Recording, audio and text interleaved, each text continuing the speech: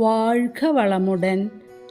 ஓம் பூர்புவஸ்ஸுஹ தத்சவிதுர்வரேண்யம் ഭർഗോ ദേവസ്യ ധീമഹി ധിയോ യോ ന പ്രചോദയാത്.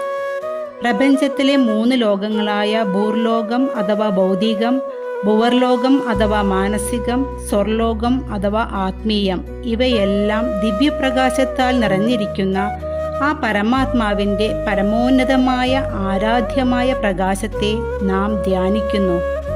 ആ പ്രകാശം എല്ലാ അജ്ഞാനവും നീക്കി ശുദ്ധീകരിക്കുന്നതാണ്. ആ ദിവ്യശക്തി നമ്മുടെ ബുദ്ധിയെ ഉണർത്തി ശരിയായ ദിശയിലേക്ക് നയിക്കട്ടെ. ഇതാണ് ഗായത്രി മന്ത്രത്തിൻ്റെ സാരം. ഗായത്രി മന്ത്രം സകല ജ്ഞാനത്തിൻ്റെയും പ്രകാശത്തിൻ്റെയും ദിവ്യമായ ഉറവിടത്തോട്, സൂര്യനെ പ്രതീകമാക്കി കാണുന്ന പരമാത്മാവിനോടുള്ള പ്രാർത്ഥനയാണ്. നമ്മുടെ ബുദ്ധിയെ, ചിന്തയെ, ജീവിതത്തെ ശരിയായ വഴിയിൽ നടത്തണമേ എന്നത്. ഗാനം ചെയ്യുന്നവനെ രക്ഷിക്കുന്നത് എന്താണോ അത് ഗായത്രി. 100-ൽ പരം ഗായത്രികൾ വിവിധ ദേവതകൾക്ക് ഉണ്ടെങ്കിലും സൂര്യഗായത്രിയാണ് ഏറ്റവും പ്രസിദ്ധവും ശ്രേഷ്ഠവും. ഈ ലൗകിക ജീവിത വിജയത്തിന് ഗായത്രി മന്ത്രോപാസന ഒരു പരിഹാരമാണ്. ചെയ്യേണ്ട സമയത്ത് ശരിയായ രീതിയിൽ ചെയ്യാനും പറയേണ്ടത് ഉചിത സമയത്ത് പറയാനും സാധിച്ചാൽ ഈ ലൗകിക ജീവിതത്തിലെ പല പ്രശ്നങ്ങളും ബുദ്ധിമുട്ടുകളും ഒഴിവാക്കാം. അരുതാത്തത് പറയാതിരിക്കാനുള്ള വിവേകവും വേണം. അതിനും നമ്മുടെ സദ്ബുദ്ധി തെളിയണം.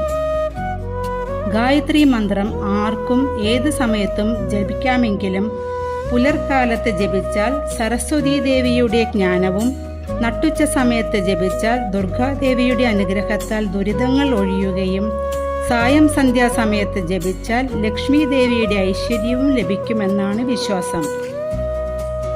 108 തവണയാണ് ജപിക്കുന്നത് അത്യുത്തമമെങ്കിലും ചുരുങ്ങിയത് 3 തവണയെങ്കിലും ജപിക്കണം. വീടുകളിൽ ജപിക്കുന്നത് ഗുണം നൽകുമെങ്കിലും മഹാവിഷ്ണുവിൻ്റെ ഹൃദയത്തിൽ ഗായത്രി അധിവസിക്കുന്നു എന്ന സങ്കല്പമുള്ളതിനാൽ വിഷ്ണു ക്ഷേത്രങ്ങളിൽ ജപിക്കുന്നത് അത്യുത്തമമാണ്.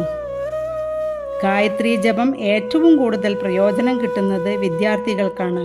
കാരണം ബുദ്ധിക്ക് പ്രചോദനം കിട്ടുന്നതുകൊണ്ട് പഠനത്തിൽ മികച്ച നിലവാരം പുലർത്താനും ഓർമ്മശക്തി വർദ്ധിപ്പിക്കാനും സഹായിക്കും. ഗായത്രി ഉപാസനയിലൂടെ ആധ്യാത്മികവും ലൗകികവുമായ വളർച്ചയ്ക്ക് അത്യുത്തമമാണ്.